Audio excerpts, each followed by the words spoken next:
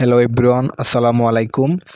আজকে আমরা এসএসসি বাংলা অপরিচিতা গল্পের এডমিশন পরীক্ষায় আসা গুরুত্বপূর্ণ এমসিকিউগুলা দেখব, যেগুলো একাডেমিক বোর্ড পরীক্ষার জন্য খুবই গুরুত্বপূর্ণ। এগুলা পড়লেই একাডেমিক প্লাস এডমিশনও কভার হয়ে যাবে।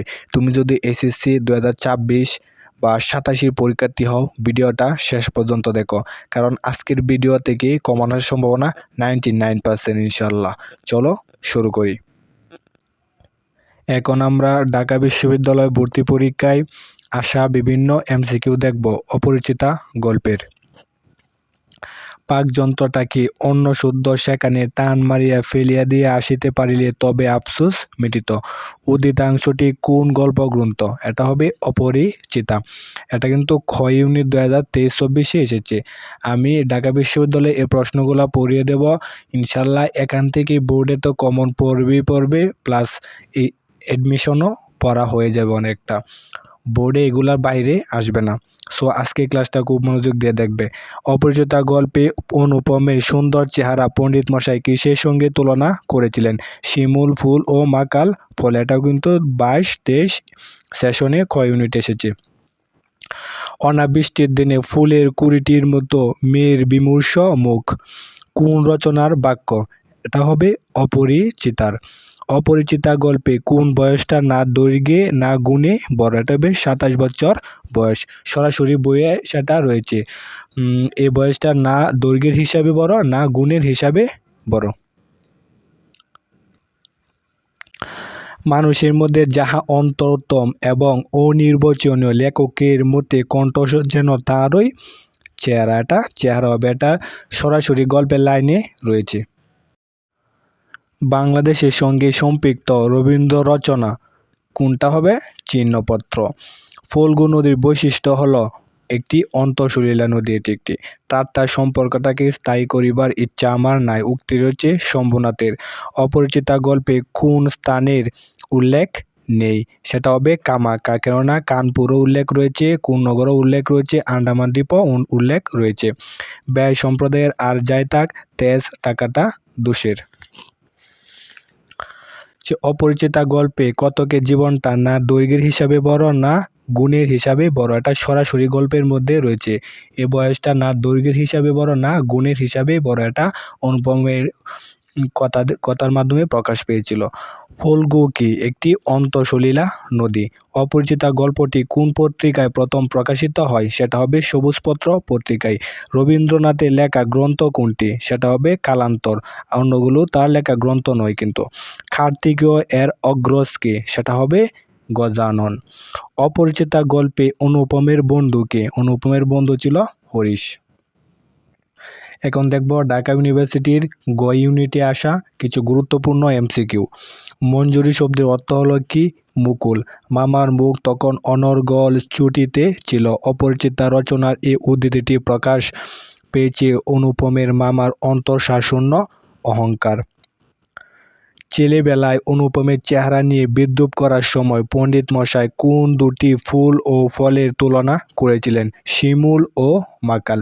এটাও কিন্তু ভেরি ভেরি ইম্পর্টেন্ট। এটা একাডেমিক সহ আসে এবং এডমিশনে সহ আসে। আজকে আমি যেগুলো দেখাইতেছি এগুলো কিন্তু বিভিন্ন এডমিশন পরীক্ষায় আসছে। সো এগুলা কতটা গুরুত্বপূর্ণ তোমরা বুঝতেই পারছো। এগুলা থেকে কিন্তু বিভিন্ন বোর্ডে রিপিট হয়। সো আজকে ক্লাসটা মনোযোগ দিয়ে করবে এবং সাবস্ক্রাইব করে রাখতে পারো। পরবর্তীতে এরকম আরও নতুন ভিডিও পেতে অবশ্যই সাবস্ক্রাইব করে রাখবে। কল্যাণীকে গল্পকথ কোন ফুলের সঙ্গে তুলনা করেছিলেন? সেটা হবে রজনীগন্ধা।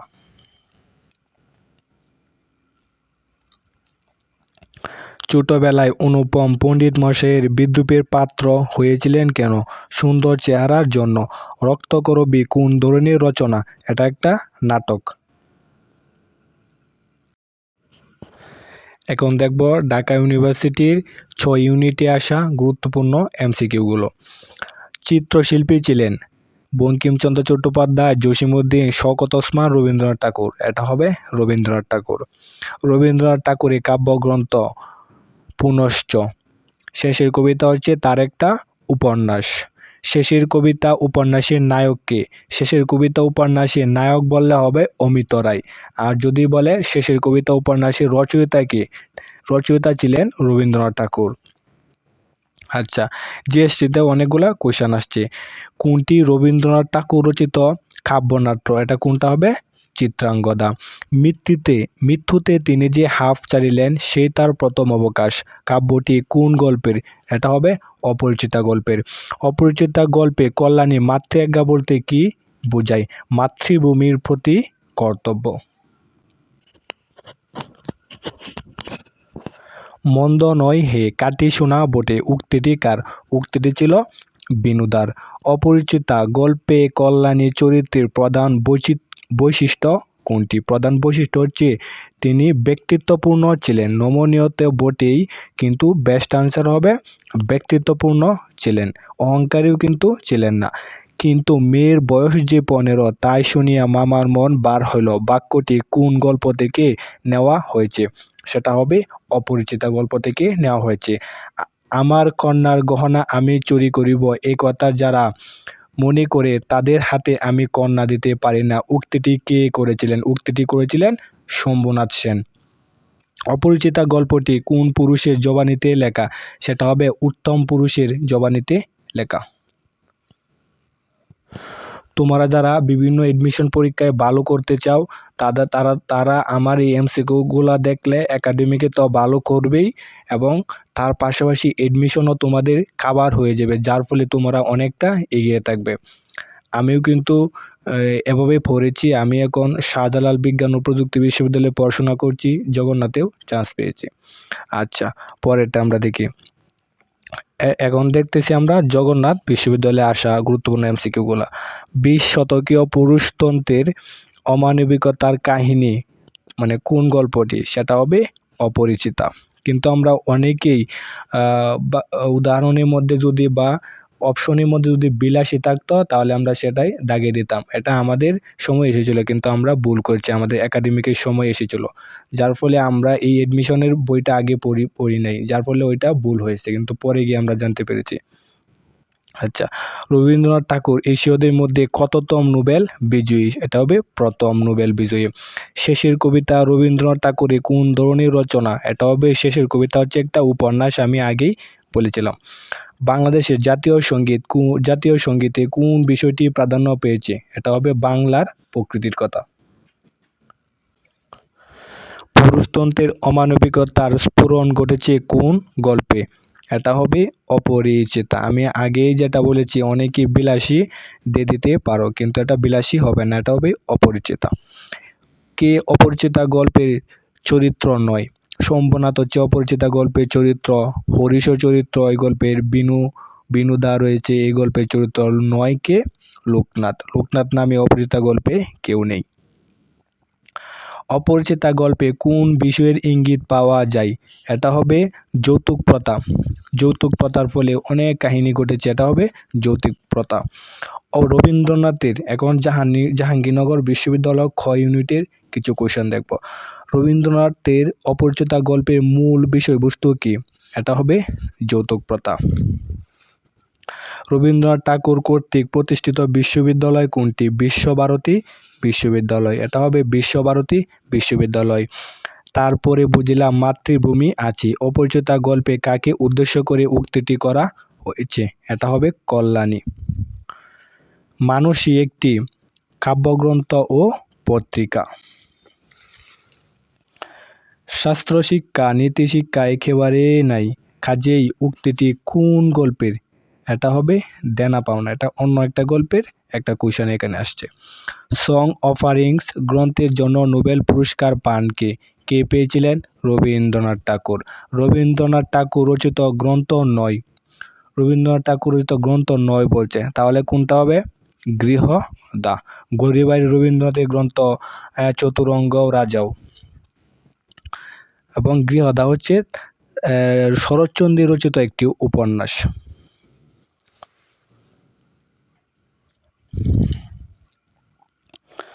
ইহার গতি সহজ, দীপ্তি নির্মল, সৌন্দর্যের সুচিতা অপূর্ব, ইহার কোনো জায়গায় কিছু জরিমা নাই। এখানে জরিমা বলতে বোঝানো হয়েছে আড়ষ্টতা। এই ওয়ার্ড মিনিংটা কিন্তু বারবার আসে, আড়ষ্টতা, এটা মনে রাখবে। জরিমা শব্দ অর্থ কি? আড়ষ্টতা।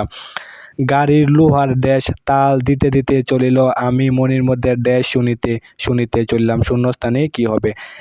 গাড়ির লোহার মৃদঙ্গে মৃদঙ্গে তাল দিতে দিতে চলিল, আমি মনের মধ্যে গান শুনিতে শুনিতে চলিলাম। এটা সরাসরি গল্পের মধ্যে রয়েছে। অপরিচিতা গল্পে একজোড়া ইয়ারিং সম্বন্ধে শেখরার মন্তব্য হয়েছে ইহা বিলাতি মাল ছিল। রবীন্দ্রনাথের ছোট গল্প রচনা স্বর্ণযুগ, কুষ্টিয়ার শিলাইদহ। অপরিচিতা গল্পের বিয়েবাড়ির যাত্রাকালে নিচে কোন যন্ত্রটি ব্যবহৃত হয়নি? সেটা হবে বেহালা। বেহালার ব্যবহৃত হয়নি। শখের কনসার্ট ব্যান্ড বা সেগুলো কিন্তু ছিল। এটা আনসার হবে বেহালা। অপর্ণা রবীন্দ্রনাথ ঠাকুরের কোন নাটকের চরিত্র? এটা হবে বিসর্জন।